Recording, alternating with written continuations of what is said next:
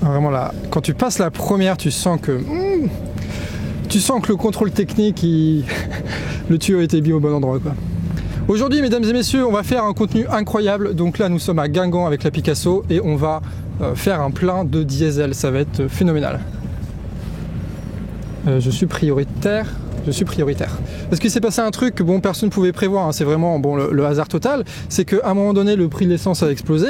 Du coup, le gouvernement s'est dit, tiens, on va faire une ristourne pour essayer de faire baisser le prix de cette essence-là. Et la ristourne, hop, elle s'est arrêtée là récemment. Ce qui fait que bon, bah, le diesel est passé à 1,09 €. Le plaisir, vraiment 1,09 €, c'est parfait, quoi. C'est là où je suis content, au moment où j'ai eu l'opportunité de déménager, de me dire, je vais habiter près de chez moi et à côté du Carrefour City, comme ça, pas besoin de prendre la bagnole. Mais t'imagines, enfin... 1,09 € par rapport à 1,50 €, sachant que j'ai un réservoir de 50 litres. Bah, en gros, 50 litres à 1,50 €, c'est 75 € le plein, et c'est 100 balles quand c'est à 2 €, quoi. Donc en gros, je me prends 25 € par plein. Et donc, vu que je suis à peu près à 2 pleins par an, ça va, c'est 50 balles. Mais pour les gens qui utilisent normalement la voiture, c'est-à-dire 10 fois plus que moi, bon, bah, tu te retrouves avec 500 balles de différence, quoi. Et 500 balles de différence, en ce moment, ça fait quand même un peu mal, hein.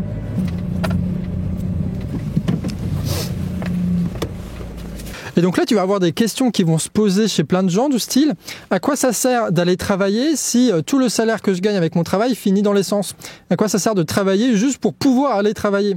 Ce qui fait que tu vas avoir plein de gens qui ne vont plus travailler parce que c'est pas une question de choix, de fainéantisme, je ne sais quoi. C'est juste que ça ne sert à rien d'aller travailler parce que on perd plus d'argent à aller travailler qu'en travaillant. C'est n'importe quoi, c'est débile de faire ça. Donc c'est sûr, on va plus pouvoir aller aux entreprises faire le boulot, ça va être vachement écolo, on va plus rien produire en France, il n'y aura plus aucune émission de CO2, ça va être incroyable. Macron, il va être content. France Inter, ils vont être aux anges. Et tout devient infaisable, quoi. Je veux dire, quand tu es à la campagne, alors moi, je suis dans l'hypercentre breton, je suis à Guingamp, donc il y a tout. Il y a un Carrefour City. C'est tout, c'est déjà pas mal. Donc on peut à peu près tout faire à pied, tu vois, quand tu es dans une ville. Et Guingamp est une grande ville. Mais par contre, dès que tu as la campagne, c'est-à-dire tout ce qu'il y a autour de Guingamp, tu es obligé de prendre la bagnole. Tu es obligé de prendre la bagnole pour faire les courses, tu es obligé de prendre la bagnole pour aller travailler, tu es obligé de prendre la bagnole pour aller chez le médecin. Attends, il n'y a pas de médecin en Bretagne, donc ça, il n'y a pas ce problème-là. Bref, tu es obligé de prendre la bagnole quoi qu'il arrive pour tout. Donc tout va coûter plus cher. Tout va coûter plus cher. Et même pour les hôpitaux, les urgences et tout, la galère, quoi. Parce qu'en plus, il y a plein d'hôpitaux qui ferment, il y a plein de maternités qui ferment. On va parler de ça très bientôt sur la chaîne.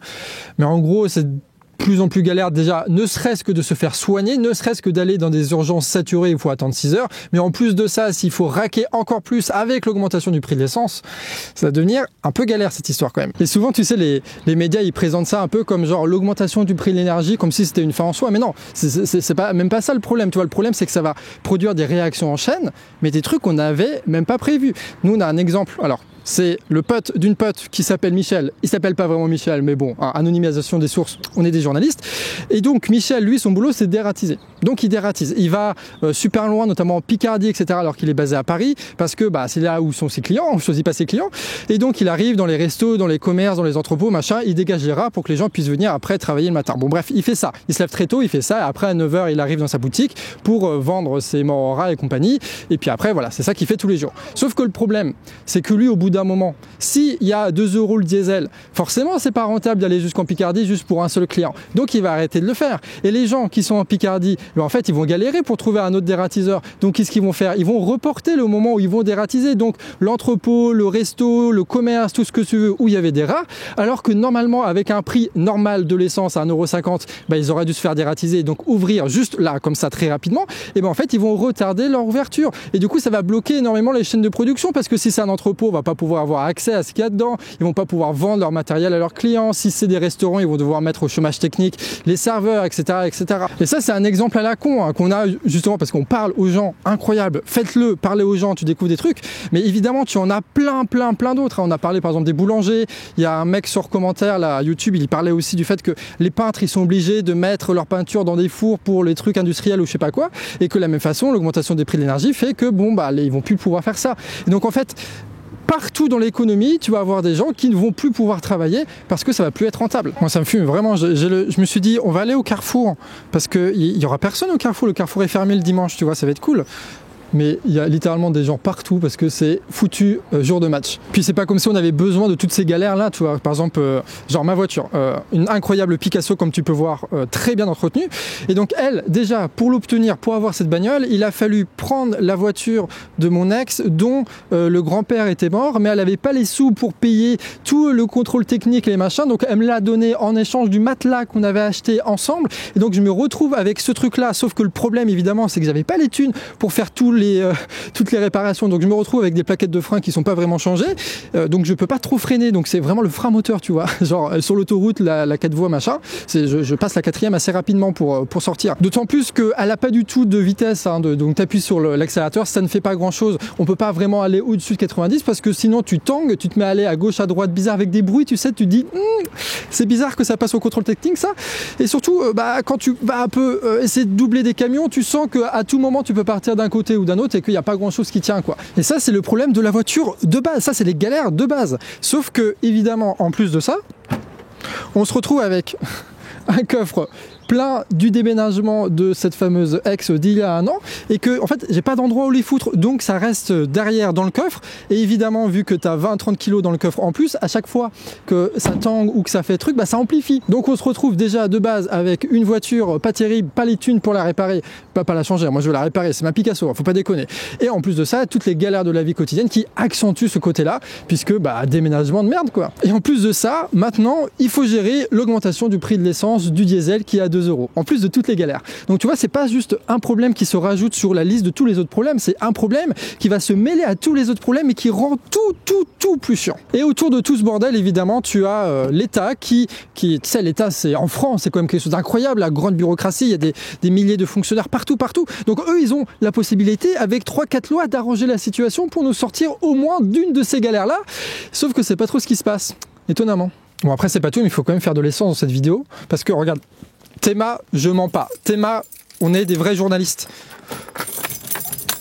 Vous voyez la toute petite barre là, ça c'est l'essence. Voilà, un bon 310 000 km qui va pas tenir très longtemps et une toute petite barre d'essence. Voilà, bon la France, bonjour. Bon alors là, l'essence, le diesel est à 1,83 €. Donc ça veut dire que c'est revenu dans les taux énormes, le prix énorme que c'était à l'époque où ça avait pété. Et à ce moment-là, tu as des gouvernements qui avaient décidé de faire des petites ristournes qui se disaient. Donc en gros, c'est notre argent par les impôts qui sert à financer la baisse des prix de l'essence.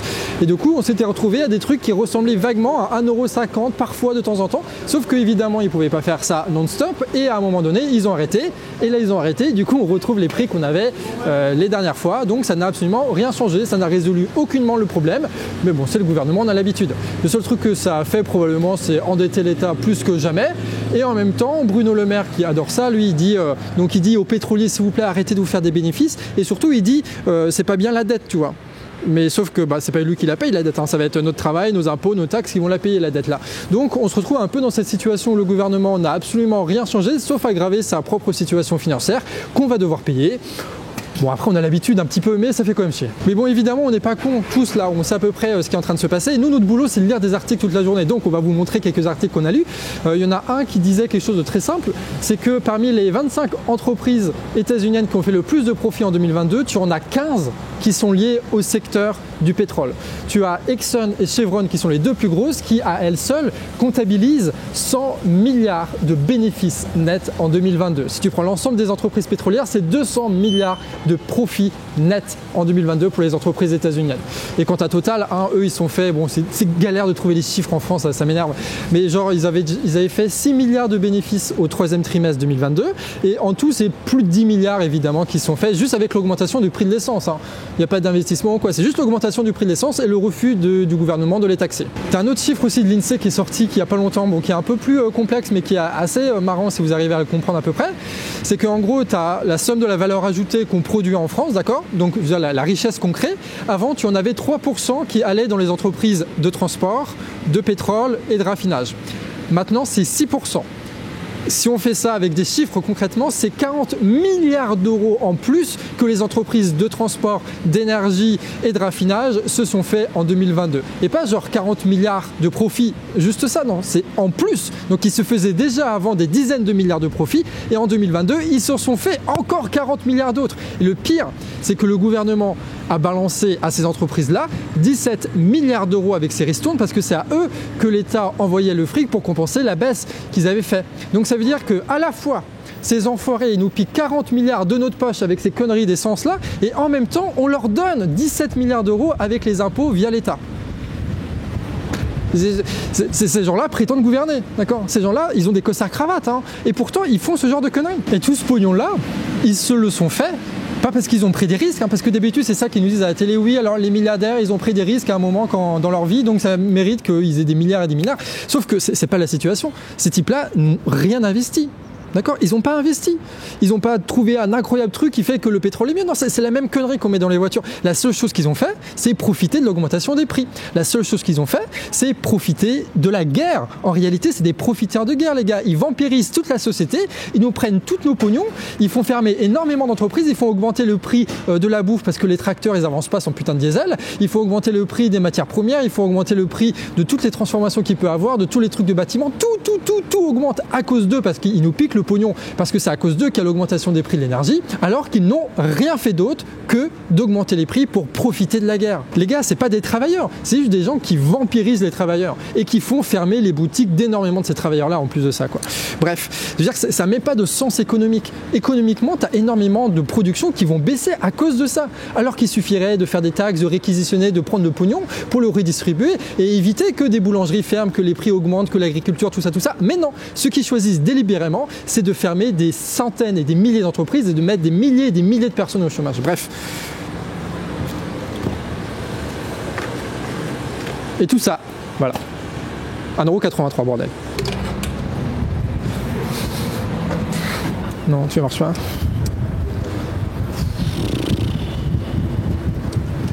Oui, je suis à la pompe numéro 8. Voilà, donc 10 litres, on est à 20 balles. Super. Incroyable. Donc moi, c'est 50 litres. Donc techniquement, je vais devoir payer 100 balles en fait. Quelque chose comme ça. Je crois qu'une fois, j'ai connu l'essence qui devait être genre 1 € le litre ou quelque chose comme ça. C'était incroyable. C'est vraiment la meilleure époque. C'est tout. En plus, au moment où je roulais beaucoup. Donc c'était vraiment la belle époque. Là, c'est dramatique hein, ce qui se passe. Donc je sais pas si vous voyez, oh non, il y a un reflet dégueulasse. Mais donc on est à 94 € pour 52 litres. Voilà. 94 €, 52, 94, 52. Est-ce que tout va bien? Oui, évidemment, tout va bien. C'est la France, bonjour. Regardez tous ces gens là-bas au Lapin Rouge qui est le bar mythique où on regarde les matchs de foot en gros quoi. En vrai moi je crois que c'est ça qui m'énerve le plus un peu dans cette histoire, c'est que genre on nous dit constamment paye plus cher pour la bouffe, paye plus cher ton loyer, paye plus cher ton électricité, paye plus cher ton essence, ton diesel, ta connerie, paye plus cher ton contrôle technique, paye plus cher ton médecin, paye plus cher ta SNCF, ton train, tes conneries, tout, il faut payer. Et qu'est-ce qu'on a en retour? Bah on a nos boulangers qui ferment quoi. On a tu vois, on parle beaucoup de service public, de machin, de trucs, mais moi je trouve que ça fait partie un peu du service public. T'as les boulangers, c'est eux qui nous nourrissent à la base quand même. C'est les maraîchers qui nous nourrissent à la base. C'est eux, tu vois, on mange du pain. Et donc ils vont quand même fermer les boulangeries juste pour que les mêmes connards qui se font à chaque fois le même pognon puissent se faire encore plus de pognon. Les actionnaires, ça ne se mange pas. Les dividendes, ça ne se mange pas. D'accord? Les profits du CAC 40, ça ne se mange pas. Et on va pas réussir à tenir si on ferme tous ces conneries-là, quoi. Je veux dire, les types, là, qui se lèvent à 4 h du matin pour faire nos putains de pain, ces types-là, eux, ils vont devoir fermer boutique dans le stress et dans l'endettement parce qu'ils ont des factures à 15 000 € à payer, pendant que les actionnaires, eux, tranquilles, ils ont des profits records. Et les mecs, là, les Michel, là, qui vont se lever pareil à 5 h du matin pour les dératiser en Picardie, ces mêmes gens-là, eux, ils se retrouvent dans la merde financièrement, alors qu'on a besoin d'eux, bordel de merde, alors que les actionnaires, les profits de 4,40, on s'en bat les couilles. Vraiment, on s'en fout du 4,40. Surtout que ces fumiers, les mêmes du 4,40, là, c'est eux qui ont profité du chômage technique massif du Covid. Genre, t'as Carrefour qui avait mis, il y avait 11 000 salariés, ils ont mis 8 000 salariés en chômage technique aux frais de l'État. d'accord, mais ils ont quand même reçu des subventions en plus de ça pour faire face au Covid, et à côté, en 2022, du coup, ils font des dividendes. C'est-à-dire qu'on leur file du fric pour qu'ils le dépensent n'importe comment. Et c'est ces mêmes gens-là qui se font de l'argent sur le dos de nos boulangers, sur le dos de nos dératiseurs, et sur le dos de nos putains de pompes là, où on a le pistolet dans la main, mais on se fait quand même braquer, quoi, ça me saoule. Tu sais, ils nous emmerdent, ils essayent de faire des discours un peu pseudo-patriotiques parce qu'ils ont plus que ça à faire, tu sais, ils essayent, oui, la France, machin, ils tentent des choses, tu vois. Mais la France, c'est ce qu'on vit au quotidien, d'accord ? Et les 4,40, moi je le vis pas au quotidien. Par contre, les petits commerces du coin, ça je les vis au quotidien, tu vois. Le putain de diesel là, moi je le vivais au quotidien jusqu'à que je déménage. C'est ça ce qui est important et c'est ça qui fait le pays. C'est pas les actionnaires, c'est pas les financiers. Surtout qu'aujourd'hui, on dit financier, tout ça, on dit... en vrai, c'est des robots traders à la con qui se font du fric. Hein. Ça n'a plus aucun sens, cette société, quoi. Mais t'as mieux encore, je trouve, dans tout ce délire-là, c'est que là, ils en parlent pas trop dans les médias, mais on vous le dit. Hein. En février, il va y avoir l'embargo de l'Union européenne, dont la France, évidemment, sur le diesel. D'accord ?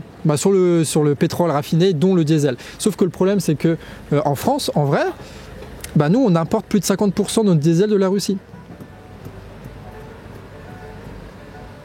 Voilà, donc en gros, il y a le diesel qui est à 1,8, 1,9 là, et les types, la seule décision politique qu'ils prennent, c'est on va arrêter d'importer la moitié de notre diesel. Donc en gros, pour vous faire court, hein, les prix vont exploser à partir de février. Sauf que ça va pas être tenable, ce truc-là. Donc qu'est-ce qui va se passer ? Il faut aller au bout du raisonnement. Il faut pas juste dire que nos gouvernants ils sont stupides. Il faut aller... La conséquence de tout ça, c'est quoi ? Comme on l'a vu dans la vidéo sur les pays pirates, en fait, tu vas avoir des pays comme l'Inde qui vont, eux, acheter du pétrole en Russie, qui vont le raffiner et qui vont nous l'envoyer. Mais sauf que eux, ils vont mettre leur petite taxe dessus parce que c'est les seuls capables de nous envoyer en masse du diesel comme ça en urgence. Mais surtout, ce qui me fume, moi, c'est que déjà, à la base, le gouvernement, il dit oui, on n'a pas les thunes pour sauver nos boulangeries, pour payer les factures d'électricité, alors qu'en France, on surproduit en ce moment du nucléaire, bon bref, mais on n'a pas les moyens de financer ça, incroyable, vraiment quel pays. Donc il n'y a pas les sous pour ça, donc comment est-ce qu'ils vont négocier en fait avec l'Inde ? Qu'est-ce qu'ils vont envoyer s'ils n'ont pas de thunes ?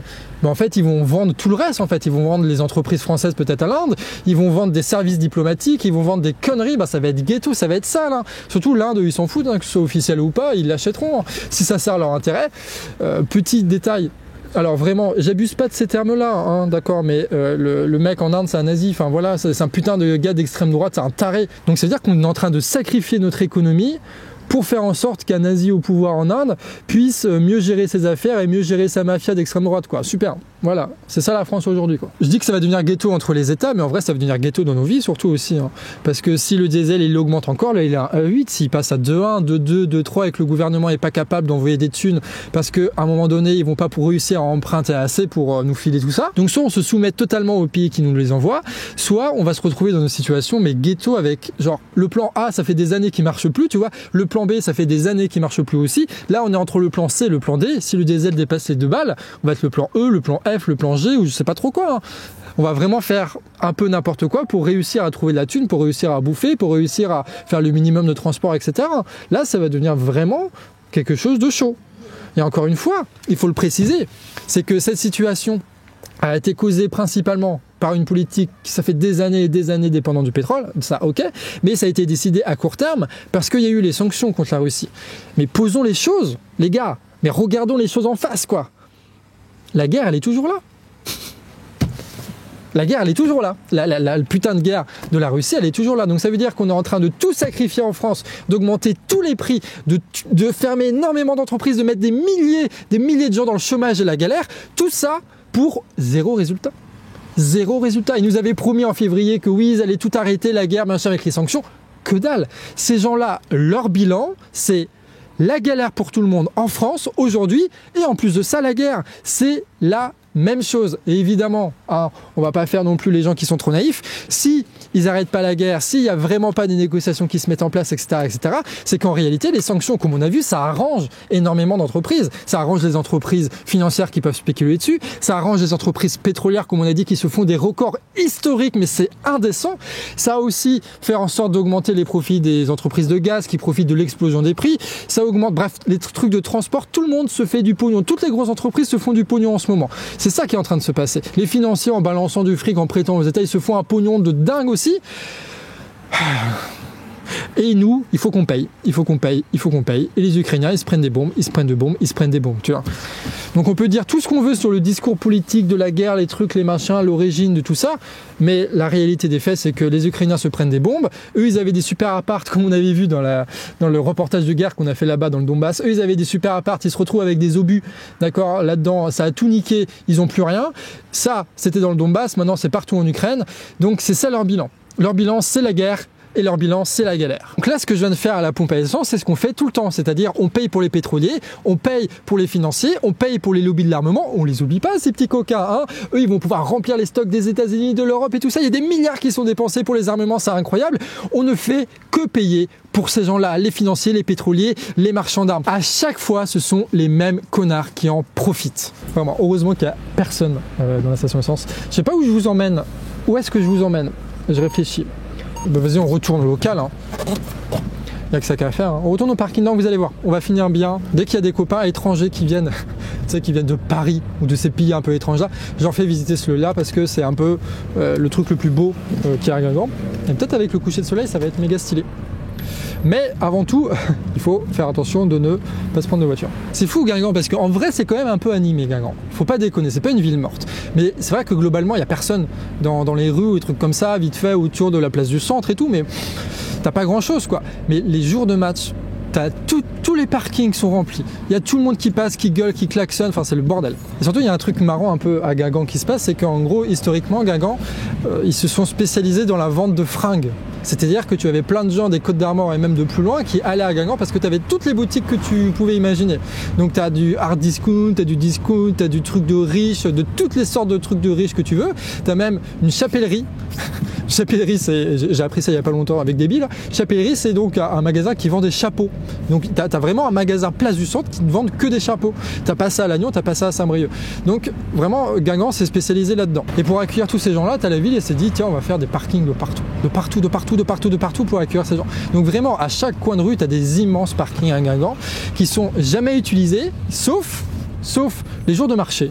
Tu as un truc qui est utilisé les jours de marché et les jours de match. Ce qui fait que tu as plein de gens à l'extérieur de Guingamp qui peuvent utiliser ces parkings-là et donc qui peuvent aller voir le match de foot de Guingamp en se disant bah ça va pas être galère de se garer, et ce qui fait que tu as énormément de spectateurs qui viennent alors même que c'est un peu chiant et que c'est la Ligue 2 quoi. Donc en gros c'est grâce au parking et au commerce de vêtements qu'on a un super club de foot à Guingamp. Incroyable histoire. Regardez un peu ça comme c'est mignon. Donc en gros, tu as le trio qui passe, ils ont décidé de faire des passerelles qui traversent et qui rejoignent les différents coins de la ville. Et donc ça fait des plans qui sont, je trouve, assez classe quoi. Donc tu peux te balader, c'est illuminé. Bon, il y a un peu de bruit, on va se positionner un peu plus loin pour qu'on entende quelque chose. Mais en gros, regarde un peu le kiff quoi. Et ça, c'est en plein centre-ville. Bref, toute cette situation, que ce soit la guerre, l'inflation, la crise économique, enfin, c'est pas une crise économique, hein, c'est quelque chose qui va durer, et l'écologie en plus de tout ça, parce qu'on n'a pas parlé de ça, mais bon, évidemment, t'as ça, fait que, bon, l'avenir va pas être incroyable. Et c'est sûr qu'on va pas avoir une vie meilleure que nos parents, comme nos parents ont eu une vie meilleure par rapport à nos grands-parents. Ça, c'est fini, il faut faire le deuil de tout ça, c'est mort, c'est sûr. Mais ça sert à rien de pleurer, tu vois. Genre, t'écoutes France Inter ou t'écoutes France Culture, la seule chose qu'ils disent dans leur JT, c'est genre, oui, alors la planète, l'effondrement, la biodiversité, la 6e extraction de masse, machin, c'est tout, rien d'autre. Ils disent juste ça pour essayer de nous faire pleurer, pour essayer de nous faire comme ça, affaler devant le canapé, devant le fauteuil, en espérant que rien ne se passe.